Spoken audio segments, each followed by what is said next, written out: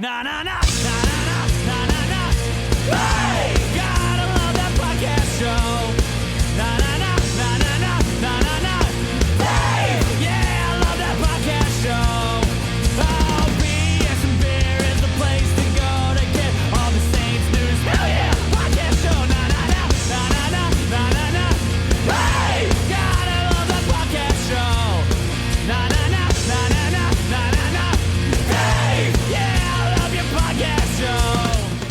Now, recording live, it's the BS and Beer Podcast crew with your host, David Romero.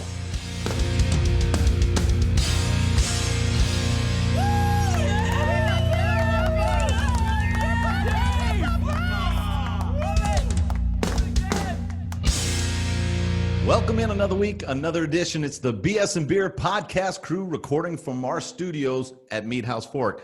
Today, we're going to do our preview show, injury report, and our pick'em. We'll bring in Wesley Coleman. We'll bring in Keith Elsenson. So here's our bonus coverage. Let's get it on. Thank you. And now, it's time for the bonus round, where you play in front of dozens of people for tens of dollars. Tomas, Heath, Dave, are you ready? Let's play BS and Beer Podcast. All right, let's bring in Keith Elsenson, Wesley Coleman. And guys, let's talk about the Raiders. Do a little preview. I watched the game. My general impression when I was done with it, the Raiders seem to be somewhat average team. They look to be solid, but in no way did they impress me or scare me in the sense that there are things that I look for in a team, and they're the things that I believe are the best ways or your best chance to beat the Saints. And one of them is a good pass rush, an explosive pass rush. And they did not seem to have that. So now, especially with some of the injuries we have, I don't think that the Raiders will bring a pass rush that will be able to affect the Saints' passing game in the way that other teams have. Tampa Bay had a good pass rush. You got the Rams. You got the 49ers. All these guys get after the quarterback and are extremely disruptive. I didn't see that, and that to me is one of the biggest keys. Heath, you said you had some interesting stuff about some of the players on the Raiders that you wanted to talk about. Go ahead and let us know some things. Well, in particular, it's all about Josh Jacobs, the running back. He was the key to their game this past weekend. He had 139 total yards and 3 touchdowns.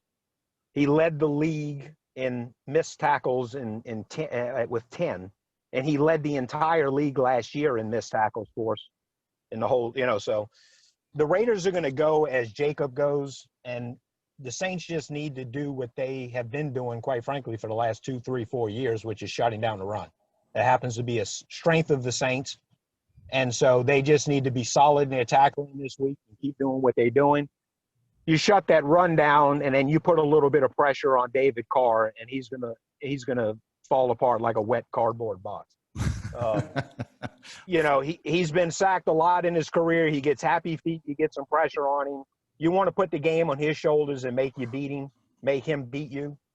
And but that's what they got to take the run away. And then on the flip side of that, Carolina with a brand new offensive coordinator and coach and quarterback and offensive system, and they put up 400 yards on a Raiders defense last week and 30 points.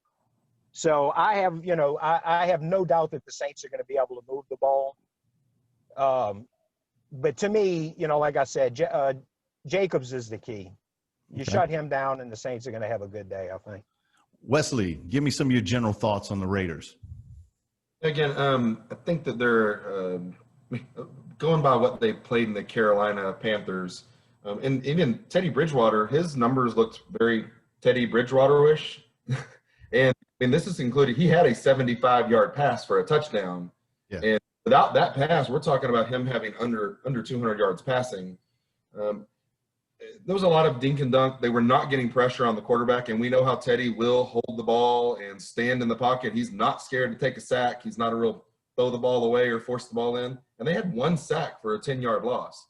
I believe they had 3 quarterback hits. So again, on somebody like Teddy Bridgewater, that's terrible numbers. I mean, he's somebody who stands in the pocket and welcomes you to come tackle him or at least touch him as he's getting rid of the ball. One of the things that I observed in watching the game was I was more impressed with Teddy Bridgewater than I was with the Raiders. Now, Sure. you have to ask yourself the question, is that because the Raiders didn't play great defense and so Teddy was allowed to sit back? Because we all know, we've seen Teddy Bridgewater. We know what he is. And he's a good quarterback. He's not going to take games over from you or for you, but we've watched him play good complementary football, convert third down. So it's not that he's a bad quarterback, but he's not a difference maker. And quite frankly, he looked very comfortable. He sat in the pocket. He made some passes. He delivered the ball on time. I was just impressed with him. And then you go back to asking yourself the question, the old adage, pressure busts pipes. When you can drop back and not only have time, but time after time, you have time to throw the ball. You start getting that confidence, that comfort level. We've seen it with Drew Brees when a team gets after him, or not just Drew, but as the Saints go, you watch him start, the clock in his head starts getting faster when it's up against these better teams that have better pass rushes. He starts throwing the ball quicker. All of a sudden, routes don't develop. All of a sudden, there are players that come open, and you're like, why didn't he get that guy the ball? Well, his internal clock is ticking. And I'll say that even as much as with Tampa Bay. Listen, let's not pretend Tampa Bay doesn't have a very good defense and potentially a great defense this year. And when you're playing that team, it has to be in your head that if we don't turn the ball over, we can win this game. So the clock starts ticking. You don't want to hold the ball. You don't want to get a strip sack. You don't want to put yourself in a position where you give Tampa Bay any advantages. We didn't. And look at what happened in the game. We let Tampa Bay make the mistakes and we capitalize on it. So I think looking at this, I do not believe the Raiders, not only stopping the run, but specifically in rushing the passer, have the defense to really do something with the Saints offense, even without a Michael Thomas. Now, I'm not suggesting it doesn't make it a little bit more difficult, but what I'm saying is there are matchups to be made there. Now, to flip it over, do you guys, any of you have some thoughts on the Raiders offense? I know, Heath, you mentioned that Carr has a history of having, getting that speeded up clock in his head and quick feet. Any other observations or advantages you think that Carolina might have over the Saints defense?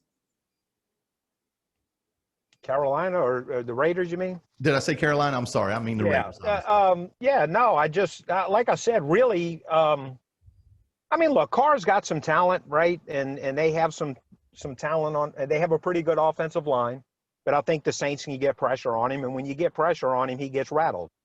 And the key for them is the running game. If they can't get the running game going and we turn it one-dimensional on them and make them have to pass the ball, they're not going to be in good shape against the Saints, because I think the Saints can get to Carr, they can get him rattled, and the Saints are going to be able to score on them, and they're not going to be able to. They're going to be in a keep-up mode, and and so we just really can't let Jacobs get going and breaking tackles and set up their offense. Wesley, same question. What do you think the advantages are? Yeah, I agreed. And to be fair about like Josh Jacobs, I think Josh Jacobs is a talented running back, but he had 25 carries for 93 yards. Now, he did have 3 touchdowns. I mean, they got down close and he pounded in, but he averaged 3.7 yards a carry. So, and I believe that our front seven is better than Carolina's front seven, especially as far as stopping the run. But they're going to run the ball over and over again with Josh Jacobs, even if it's at 3 yards a carry. They're going to have to push it in order to take some pressure off of Derek Carr. Derek Carr is what he is. He's a guy that, honestly, he's going to throw 20 to 30 touchdowns and probably about 10 to 12 interceptions over the course of the season. He's not going to have huge numbers. He's going to throw 3,500 to 4,000 yards. He will take some sacks. He will fumble the ball some, but he's not going to just light it up. But we can't let him sit back there for 4.5, 5, 6 seconds either. And I just don't see our front seven doing that. I think they're going to put enough pressure on him by stopping the run and then getting him to move around the pocket. This just doesn't look like an offense that matches up very well with our defense. And again, we're even talking about Henry Ruggs left the game hurt Now, he caught a bunch of balls, or he caught a few balls, but he left the game hurt and didn't practice also yesterday. Now, there's not really anybody saying whether or not he's going to return, and I was personally not a fan of his in the draft. I thought he was overdrafted, but he's a speed guy that if he is out of their offense, it really makes them kind of pretty one-dimensional, where you got a tight end you got to take away, and you got Josh Jacobs you got to take away. Right. Well, one of the things we talked about their offensive line, and I mean the Raiders' offensive line, these guys are a big, hefty bunch of guys that are prone to be good run blockers, and that's why the Raiders are built the way they are. And if we can stop the run, which the Saints can match up against any team in the league with stopping the run, not only initially, but also with their depth to stay fresh. If the Saints can force the Raiders to get out of, because these guys are big, but not necessarily the most athletic offensive line. If you get them, you stop the run, you force them to throw, the Saints can get pressure on them, and it will change anything. All right. So do you guys have any last thoughts on the preview for the Raiders game that you want to throw in before we move on to the injury report? No, I just think, what you said just now about they are generally regarded to have a pretty good offensive line. But despite that, he had to break 10 tackles to average 3.7 yards per carry. So they weren't, so how does our defensive front match up to Carolina?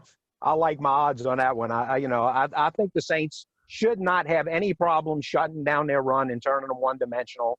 And I certainly don't think Carr can beat the Saints. Wesley, before you give me your final thoughts, I have to kind of laugh because I heard you say earlier he leads the league with 10 broken tackles. And in my mind, I'm like, I didn't realize, well, yeah, in one game, because the season's only one game old. I was like, well, no, he led the league last year as well. Okay, but when he said 10 times, I'm like, is that leading the league with 10 broken tackles? I'm like, what's the big deal? And over the course of, less than a half a broken tackle a game isn't impressive. But anyway, yes, one game into it, he has 10 broken tackles. But like he said, to only gain a pedestrian average. So now go ahead, Wesley.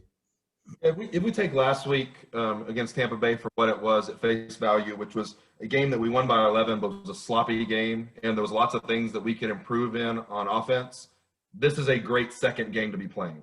This is a wonderful team to be opening up the season against when we don't know how we're going to perform and we need to work on a few things, whether that's with or without Michael Thomas. This is a defense that we can score on, and I think this is an offense that we can shut down.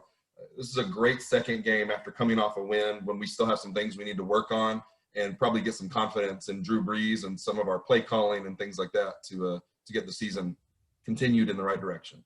All right. Has anybody heard – I'm sorry, real quick. Has anybody heard whether Vegas is allowing any fans at all this week? I don't believe they are. I think most of the NFL, and I'm not sure if it's because of their individual state mandates or a National Football League mandate, but I think the first two games, no team will have any fans. Anybody hear something different? I believe they are having fans, actually. Yeah. Four of the teams had fans last week, and then Cleveland had 6,000 fans last night. But just the other thing to remember is fans this week. They won't? They will not have fans. So they're opening their brand new stadium with their brand new team in its first year without a single fan in the stadium. Yeah. I was supposed to be at this game. This was a game that I'd already looked and was going to go to for sure this year on the road. So well, that helps things out. But I'm sure the team will have themselves pumped up in their new stadium. So that's just Saints need to bring the energy. That's all. Absolutely. All right, let's move on to the injury report segment.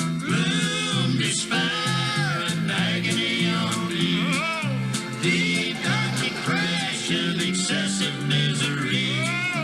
If it weren't for bad luck, I'd have no luck at all. Gloom, despair, and agony on me. This is Sheriff Cooter Wilmot of the Boudreaux Parish Feed Store, Gun Shop, Used Car, Beer Bait, Barbecue, Barber Shop, Laundromat Department. Now time for the New Orleans Saints injury report. Left down! All right. Well, New Orleans injury report is a bit shorter than the Raiders injury report. It looks like 6 players for the Saints.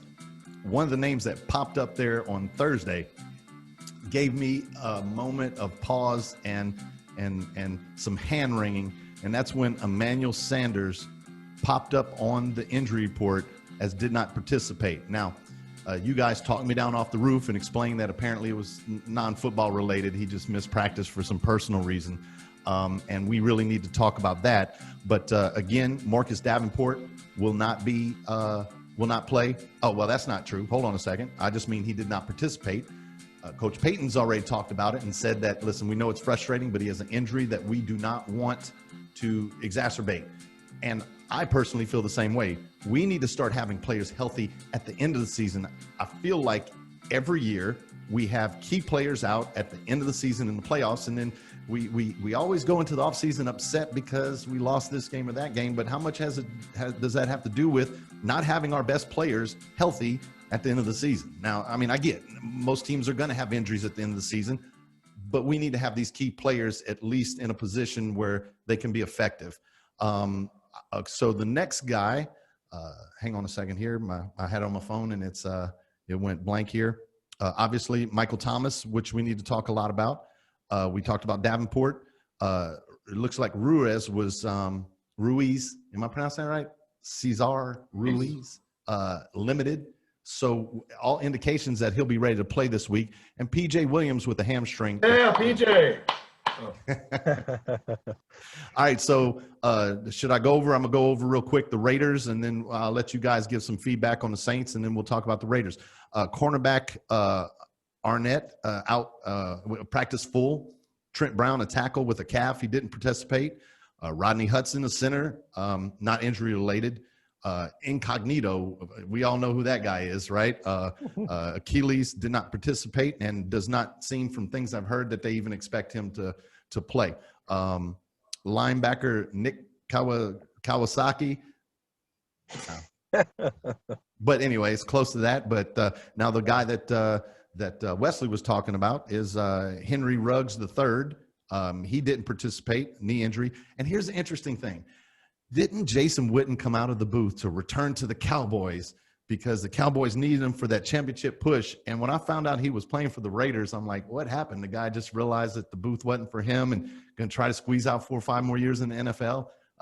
Everybody realized the booth wasn't for him. Yeah. And then tackle Sam Young did not participate. Okay. So Heath, your initial thoughts on we got Davenport, Thomas, Sanders, Ruiz, and Williams on the injury report. Well, obviously the big one's Michael Thomas. Strangely enough, considering how important and integral Michael Thomas was in the Saints offense, or has been, and was last year, setting his record. Ironically, at the same time, I think the Saints are probably the best team in the league to miss a guy like him. The Saints have kind of made a living in Drew Brees' career of not having anybody to throw to, or doing it by committee or somehow, but we got enough other good guys. We should see Sanders, assuming that he doesn't miss the game for those same personal reasons or whatever. Sure. But and Cook, Cook wound up being the biggest downfield weapon last week anyway. And, Kamara, the whole group. Now, it'll be interesting to see if anybody young is if they bring, I don't know if, well, at this point, I'm about ready to give up on Traquan Smith. But, maybe this will present an opportunity for him to pop back up and show something, or, maybe Benny Fowler, or I don't know. Somebody was talking during the week that, what about Callaway? He's kind of that over-the-top guy, speed guy. That's what he did at Tennessee. Will they try to use him in that capacity? But beyond that, Ruiz, it's frustrating not to see him in there, being that he was a first-round draft pick. But quite frankly, at this point in his career, I don't know that he'd really offer anything more than Easton is right now anyway. I mean, yeah, particularly without an offseason. Right. He didn't have he was hurt during an already abbreviated offseason and everything. So Easton may actually bring forward to the table right now anyway. Who else was it? I can't remember. Oh, PJ Williams. Yeah. I mean, it'd be, PJ Williams, we laugh about him all the time, but they said that basically P-Rob and PJ Williams were battling it out for MVP at camp. They both, by all accounts, had really good camps. So, you hate to miss good depth or whatever, but I think the Saints will be fine there. From an injury standpoint, I don't think there's anything that's going to hamper us too bad. especially in this game with the Raiders. Maybe in the future, we have a game against Green Bay coming up. That's really a huge game that you hope to see some of these players back. Wesley, your thoughts on the Saints injuries? Yeah, I mean, we go back to, Davenport is what it is at this point. And like you said, if he needs to miss a few games now rather than tweaking an injury later, I mean, we've got a softer schedule here at the beginning. I'd rather him be healthy. And you know what? Our pass rush didn't really have too much problems. Henderson and Granderson and Malcolm Roach actually filled in well, working over with Cam. So, the Mike Thomas thing is, last year he was our only true receiver. I do like Emmanuel Sanders, and Jared Cook is comfortable on our offense. Would I rather miss Michael Thomas for 2 games right now or Drew Brees for 5 games like last year? I'd rather miss Michael Thomas for a couple games. I think we can absorb that easier. Having said that, we went 5-0 without Drew last year, so I don't think there's anything that we can't absorb as far as one player going down, and kind of our offense has that much talent. And then P.J. Williams, I don't want to oversell it because I've disliked different things about P.J. Williams in the past, but I think we put him in bad positions.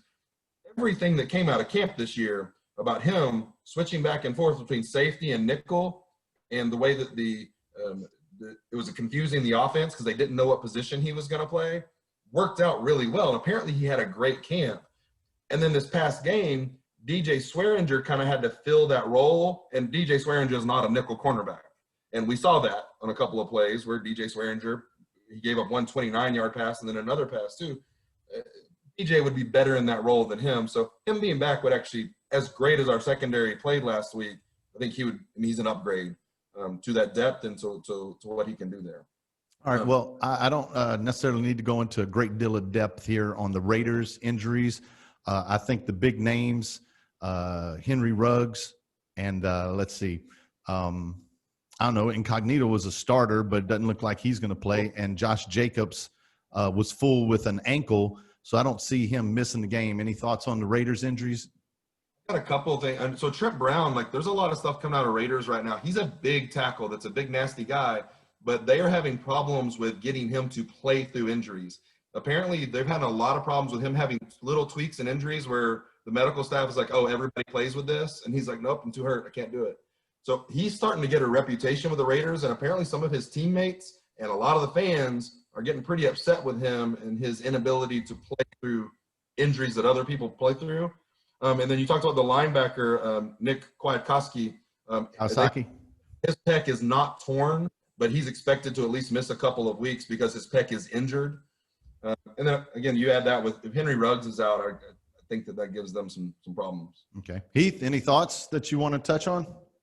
I think that just about, honestly, other than Ruggs and a couple other ones, I couldn't tell you which ones are starters or not. So, well, I'll be honest with you. I kind of felt the same way. I mean, obviously not a team that I spent a lot of time.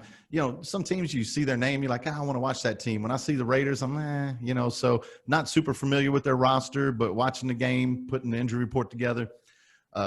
Anyway, let's move on to the Pick'em segment. So here's our pick segment. I decided to start with the 2 greatest picks in Saints history. Brett Favre goes back to pass. He pumps.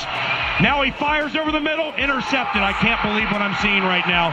It was intercepted by Tracy Porter, near side to the 40, and John Sullivan runs him down at the 47-yard line.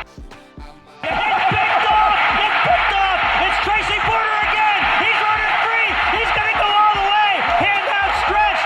It is a Saint touchdown! 70 yards on the return! 70 yards on the return by Porter!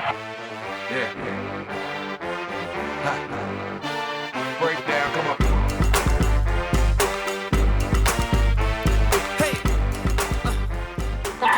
All right, welcome to the Pick'em League. Listen, I just want to tell you guys out there real quick, we always drop the first 2 weeks are dropped. So if you're just jumping into the league to participate with us, your 2 lowest scores, which would be the 2 weeks that you didn't participate, will be dropped. And so you're on level ground. Come and join with us and participate in the Pick'em League. We always like having you. I need more people to beat me because that's just my annual tradition of being at the bottom of the Pick'em League every year. All right, so let's start off. We'll go with Heath. We got Atlanta at Dallas, and Atlanta is getting 4.5 points. Yeah, I'm going to take Dallas in this game and give up the 4.5. You know, both teams lost the Cowboys lost, didn't they? Yeah. Yes. And, but they'll be back at home. I think they'll rebound a little bit. I really didn't see anything out of the Falcons at all. So I think Cowboys probably cover this 4.5 pretty easy. Okay. Wesley. I'm gonna take the Falcons plus the 4.5. I think the Cowboys win, but I think it's a close enough game, but I hate them both. Well, and that's the problem. You're picking two teams that I'd like to see them both lose. Unfortunately, we can't do that. But remember the adage, a rivalry is made by two teams competing. Dallas is simply not a rivalry anymore, and neither is Atlanta. So it's just simple hate over Dallas getting more recognition and notoriety than they deserve. So I am going to pick the Cowboys and give up that 4.5. So Wesley, Carolina at Tampa Bay. Tampa Bay is giving up 9 points. That's a whole bunch of points to a team that I wasn't like super impressed with. So I mean, I'm gonna take Teddy and Teddy Two Gloves and the 9 points. Heath? Yeah, I agree. I think Tampa probably wins this game, but I think Carolina can stay within 9. That's a lot. I thought I'd have doing something special here. I'm going to pick Carolina as well. First of all, we're going to find out, and again, we're playing the Raiders. If Carolina really and the Raiders really were just not good teams, of two, let's say, average, maybe below average teams playing each other, and they both look solid. Tampa Bay can put a lot of pressure on you, so I think that they will win the game. It's just they didn't show me enough to make me think that they're going to win that game by double digits. So I'm going to pick Carolina as well. Moving on, New England at Seattle, the new Cam Newton-led New England Patriots. Seattle looks to be solid. We're one game into it. Heath? I'm going to take the Seahawks and give up that 4 pretty easy in my mind. I know the Patriots got them a win last week with Cam Newton, but I didn't see anything that special. If the Patriots are going to depend on Cam Newton being the Cam Newton of his first couple of years in Carolina, where he runs the ball a lot and everything, he's going to wind up being hurt sooner than later. And he's not going to turn into a great passing quarterback all of a sudden. The Seahawks are a good team. I'm actually surprised the line is this close, to be honest with you. Okay. Wesley? Heath definitely alluded to it. I would take the Sea Chickens by double digits in this. I just can't see. The Patriots did not look impressive at all, and about the only way for me to hate the Patriots worse if Cam Newton's their quarterback. To me, if New England's going to win, it's going to be early, because by game 6, it seems to me that New England and Bill Belichick look at it as they have a rent-a player, and they are just going to run him until he's broken. And I would imagine that he'll be as effective as he will be early in the season. As the season progresses, those injuries will catch up to him. And not only will he not be able to throw the ball as usual, he won't be able to run anymore like he was the last couple of years with the Panthers. So I agree with you guys. I'm going to take Seattle as well. Have we agreed on everything so far? Yeah. Well, I think you're just following us so that you don't lose and be the worst person in the pick'em. Yeah, league. I'd at least be. No, I was against the grain in one of the first game we picked. All right. I took the Cowboys.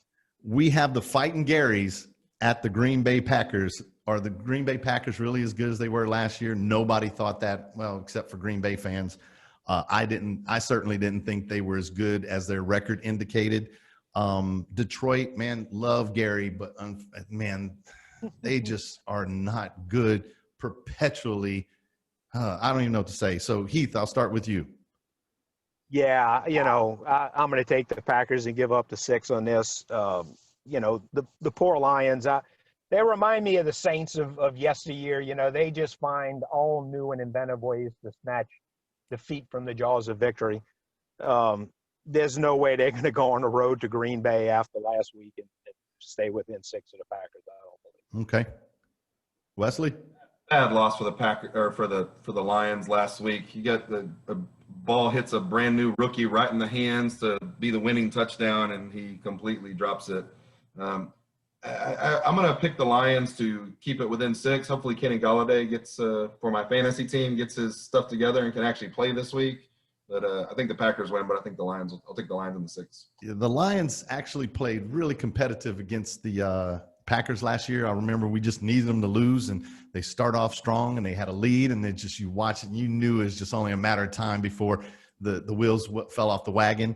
And but I think I'm gonna go with you in the fact that they'll lose the game, but they'll make enough plays to stay within 6. And I think I'm also betting that Green Bay really isn't that great of a team, that they're going to go out and just beat the brakes off of a team that's below average. So I'm going with Detroit and take the points. So the big game of the week, New Orleans at the Raiders. The Raiders are getting 6 points at home. Let's start with Heath. I'm going to take the Saints and give up the 6. I just think the Saints are the better team on both sides of the ball and all the way around, all 3 phases of the game, special teams. And so I think the Saints will get it done by more than 6. Okay. Wesley?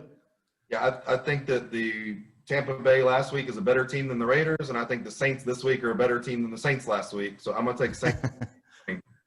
All right. Well, I'm with you guys. I'm trying to find something to go in a different direction, and I'm trying to think of why the Saints, hey, they don't have Michael Thomas, and I think that maybe they're gonna play down the competition and just squeak out the win with a field goal, but I just don't feel that way. I think the Saints will handle this game pretty easily, so I'm gonna pick the Saints. And you not being scared scares me. Huh? Me not being scared? Not being scared scares me. All right. Well, that's all the show that we have for you. We're going to try to bring this to you every Friday, a preview show, and we hope you enjoy it. And so for Heath Elsassan, Wesley Coleman, and Tomas Mauricio, we'll talk to you next week. And anyway, the person who sits here is but the most conspicuous member of a superb team of journalists, writers, reporters, editors, producers, and none of that will change. Furthermore, I'm not going away. I'll be back. And that's the way it is.